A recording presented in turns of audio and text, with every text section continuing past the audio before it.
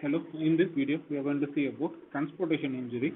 In transportation injury, we are going to explain in detail about pedestrian injuries. What happens when a vehicle comes in contact with a person who is walking on the road, and what are the most commonly body structures involved in the injury and the pattern of injury. By interpreting those injuries, what are the details we are going to obtain for medical legal point of view, and followed by what do you mean by run over injury and what is rollover injury are the other parts of this video. And in first and foremost slide, the definition for transport injury. Here, transportation injury. Transportation injuries are nothing but a blunt force injury that occur from a travel by the ground, in the air, or on the water. And most frequent out of them are motor vehicle collisions. And in particular, pedestrians are more frequently being injured, and the pattern produced on them, and we are going to see them in upcoming slides. And coming to point number 2, it is about road traffic accidents. Road traffic accidents are nothing but when a vehicle comes in contact with a person or any other vehicle or an animal or any sort of a debris or any other external objects which is on the road, and it collides and it damages the vehicle, and followed by the issues relating to those. And here in our concern, uh, as in forensic point of view, when a pedestrian or any other living object, especially a human, comes in contact, and what are the medical legal implications relating to a road traffic accident. And coming to this word, point number 3, hit and run cases. Hit and run cases is nothing but a failure to stop at a scene of accident by a driver of a motor vehicle without giving any sort of an assistance in manner of a first aid or any other assistance to the victim, or either by without informing the police official or the personnel. Those have been termed as a hit and run case. And here most of them, when and where they commit an accident, they don't stop, either in fear of a public nearby or fear of the law proceeding in the country. And coming to the classical injuries, uh, patterns of injury, and they have been categorized into 3 sections. Those injured by accidents can be divided into 3 broad groups. One is pedestrians, cyclists, and the driver himself, and followed by the occupants of the vehicle, or otherwise the passengers of the vehicle.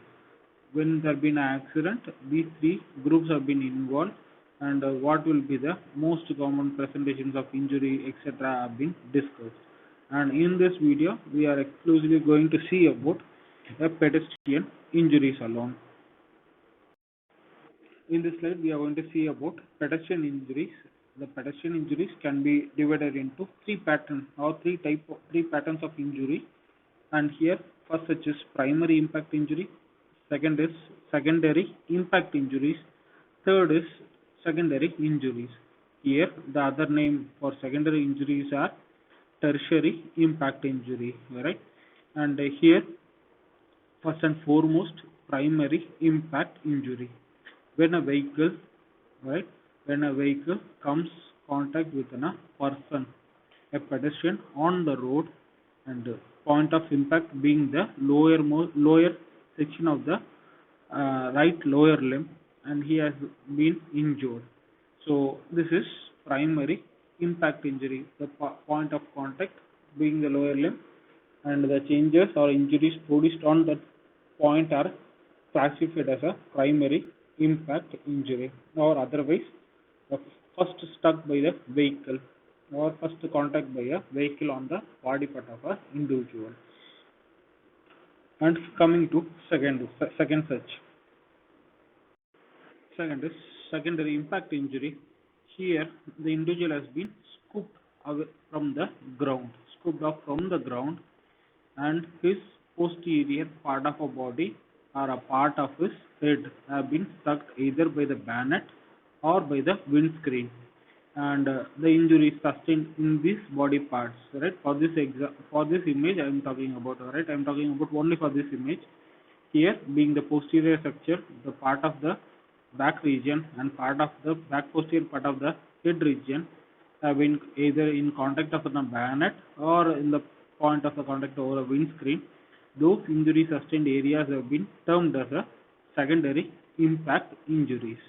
And coming to third point is secondary injuries alone. Secondary injuries, here the victim has been sustained a primary impact followed by a secondary impact, and velocity remains the same, and the individual has been thrown away from the motor vehicle, and he has either fallen on the part of a ground or any other external object which has been available near the scene of crime. And whatever may be the structure, whatever may be the injuries sustained by the individual after the secondary impact, those injuries have been termed as a secondary injuries or otherwise tertiary impact injury, and it can be easily seen in this image. In this image, this image on your left side is of back portion of the body, and the image on your right side is the front aspect of the body. And in the back aspect, right, from the previous example, the primary point of contact being the part of a lower limb, and these red colored structures are primary impact injuries, and the individual has sustained an injury from the bayonet and from the windscreen. So these blue colored structures are secondary impact injuries, and individual has been thrown away from the motor vehicle, and he has sustained an injury over part of his frontal aspect of his face and a part of his both the hands and a part of his front aspect of the knee region. And here these green colored areas are of secondary injuries or otherwise of tertiary impact injuries. Coming to this slide, in this slide we are going to discuss about bumper injuries, again a subtype of a primary impact injury, and most commonly bumper injuries are seen over the lowermost portion of the lower limb. And here, when and where an individual sustains a bumper injury, and it can result in an extensive soft tissue destruction over the point of impact, and most commonly it will be associated with a comminuted wedge-shaped fracture, either involving a tibia alone or both tibia and fibula can also be involved. And here tibia is being the most common bone undergoing a fracture by a bumper injury or by the bumper impacts. And here in some cases it will be not displaced, non-displacement, and it remains only a fracture, and in some cases it can go for a forward displacement. And this finding is purely provisional on the velocity of the traveling vehicle will determine whether the fracture to be a displaced or a minor fracture or a moderate fracture or either an open or a closed fracture, purely depending upon the velocity of the vehicle traveling.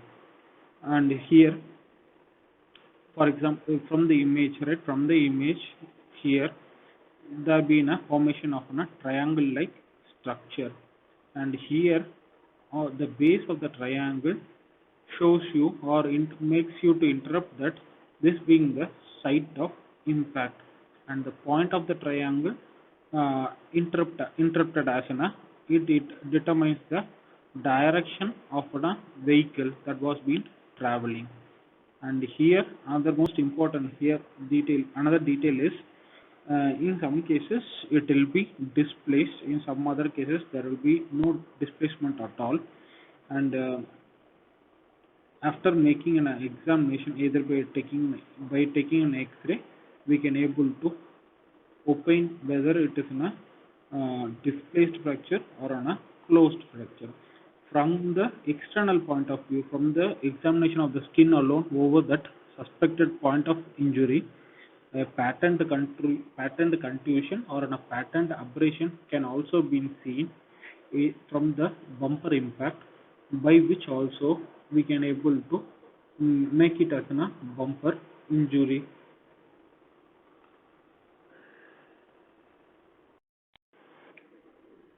In this slide, by doing a meticulous examination on a bumper injury or on a bumper impact, we can able to get some points of medical legal importance.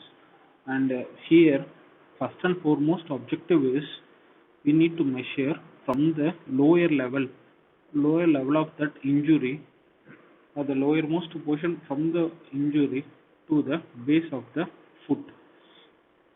And here, when you take the image on the lowermost section, the base of the injury is here exactly. This red line indicates there has been a bumper injury on this part, and from the lowermost section to the base of the foot, we need to measure the length, and followed by if there has been a corresponding injury. In this case again, there has been a corresponding injury. We need to measure the length, and by examining that, our interpretation or our data suggests that this could be the possible height of the bumper of the offending vehicle, by which we can able to nail down or figure out this was the offending vehicle, and the person who has driven that vehicle on that particular day can be taken into custody for further procedures and legal procedures.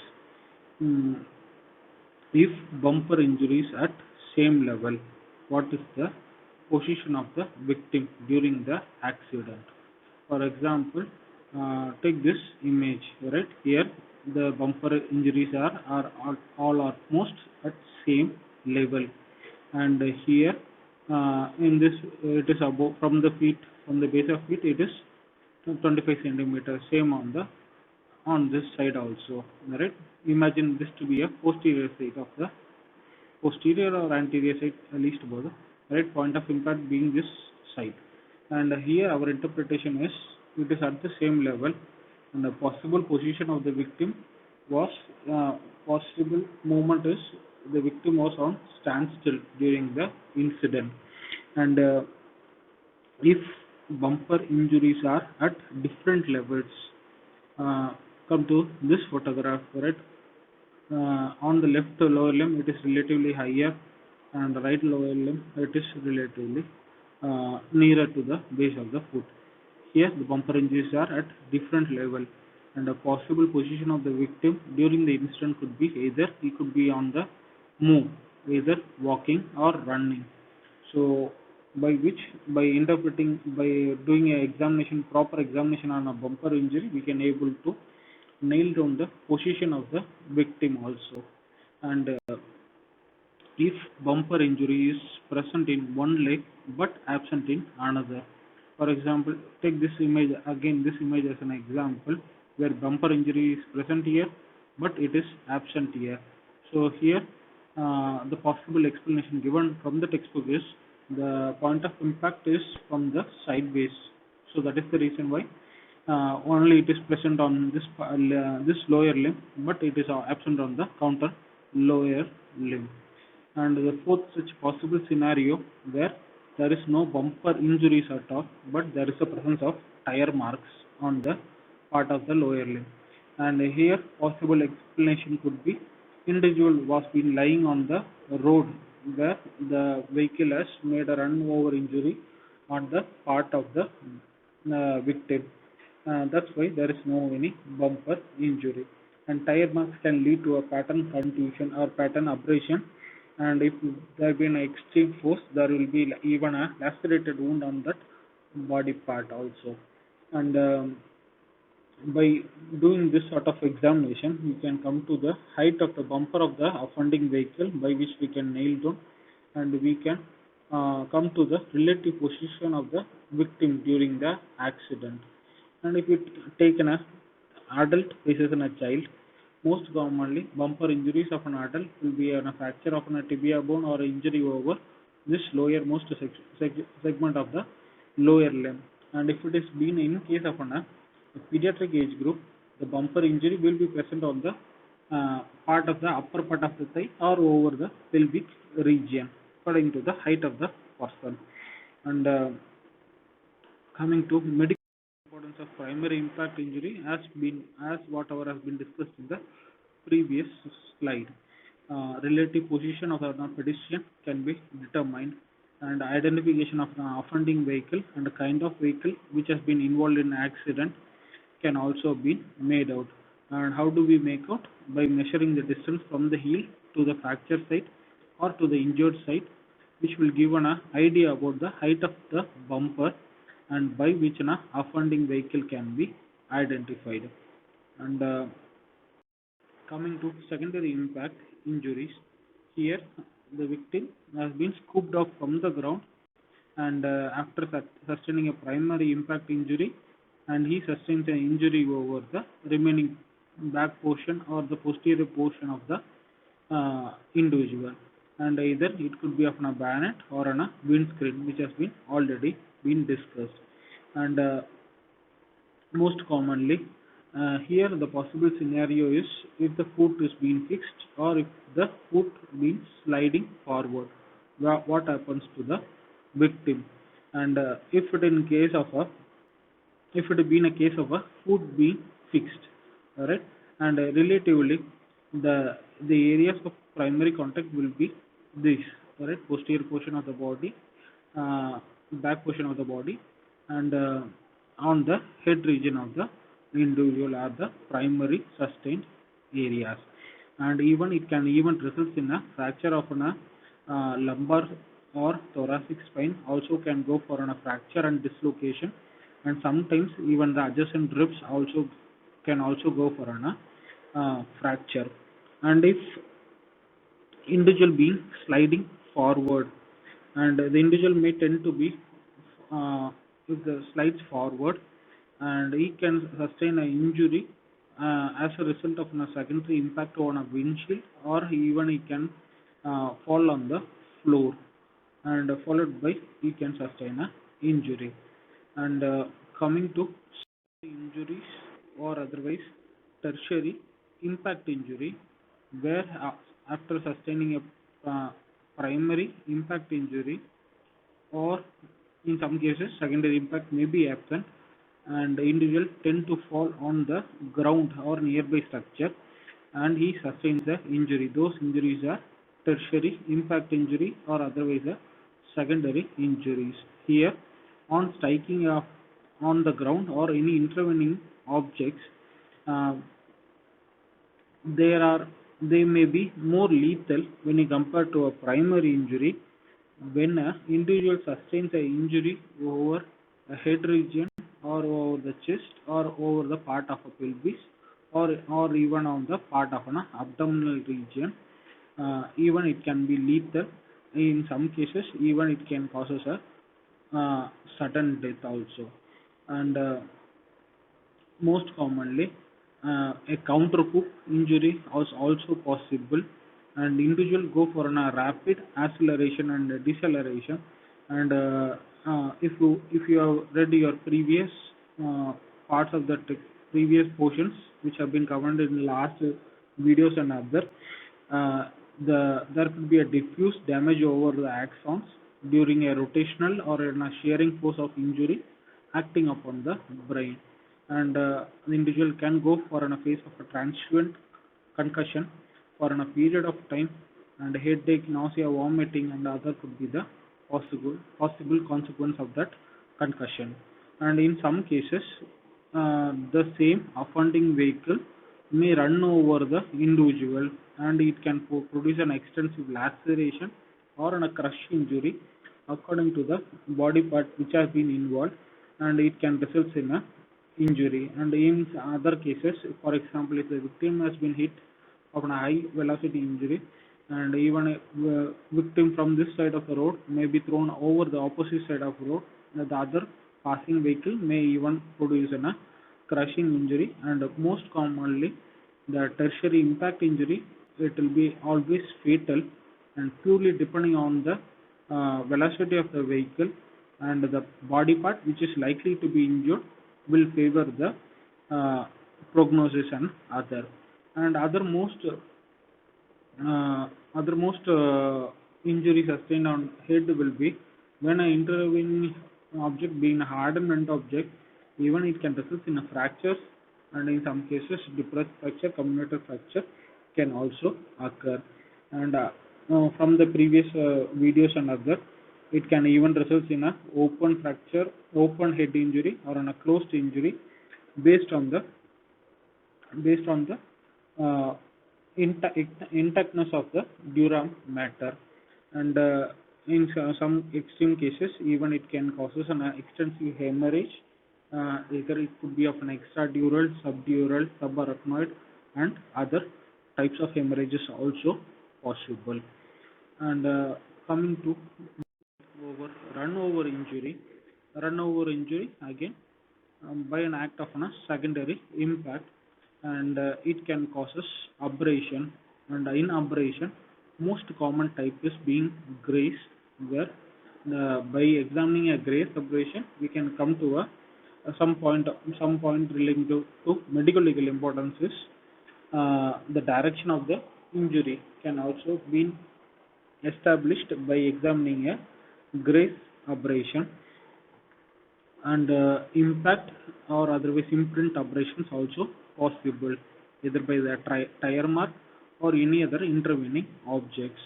And in some cases there could be an avulsion type of injury, where an example of a laceration where a rotatory effect against a fixed structure which may strip down the tissue covering over that body part or over the bony structure, and either it could be of a segmental or a circumferential, where it can result in an explosion of that body part, and it can expose the underlying structures.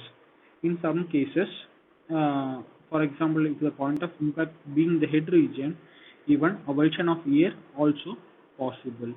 And in other possibility, where a run over the abdominal region, increase intra-abdominal pressure, followed by explosion of intestine and other contents also possible. And head injury, where head injury with egg-shelling of skull, point number 3.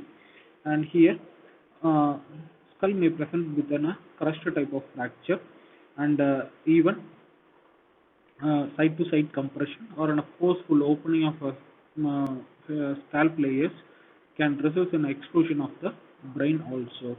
And for example, if a run over the part of the upper chest region can also result in a multiple fractures of rib, where this fractured portion of a rib can act as a penetrating object and it can causes a lacerated injury on the vital structures of the chest region. And the vital structures of the chest region most commonly prone for injury are the lungs, followed by heart, and followed by other vascular structures. If lung being involved, it can causes tension pneumothorax, either of an open or a closed type, and followed by, if a laceration of heart occurs, it can result in a rupture of chambers of heart, and followed by extensive hemorrhages possible. And in some cases, abdominal rupture again, right? A vehicle run over an abdomen, and explosion of intestine and other contents are also possible, whereby most of the vital structures would have been found near to the deceased dead body. And crushing or a hemisection of a body is also possible when the vehicle of a heavy in consistency, example like in a truck, which passes through the middle of the body, and it can result in a hemisection complete. The body has been divided into two sections, and it has been lying on the road. And in other extreme cases, where a part of contact being the part of the lower limb, and it can result in a crush type of injury, An extensive laceration or an avulsion type of injury can expose the deeper structures of the leg, and it even causes multiple fractures on the body part which has been exposed. And this being the last slide of this presentation, rolling over injuries. Here the mechanism is when a vehicle with its lower chassis just rolls the victim along the roadway instead of running him over. And here the most common pattern of injury being abrated wounds, and in types of abrasion, graze abrasion being the most common type of injury. And the second most common injuries are pattern abrasions caused by the undersurface of the chassis of the vehicle. And in other cases, even it can causes fractures of bone all over the body, and most commonly ribs, most commonly head are more common for injuries. And site, there is no exact size, it will be in a circumferential all over the body, goes for an injury, and most commonly it will be of a minor injury until otherwise intervene any other extraneous objects on the way. And there it ends. uh, thank you thank you very much for your patient listening. If there have been any doubts, you can clarify either through the WhatsApp or the links provided in the description section. Thank you.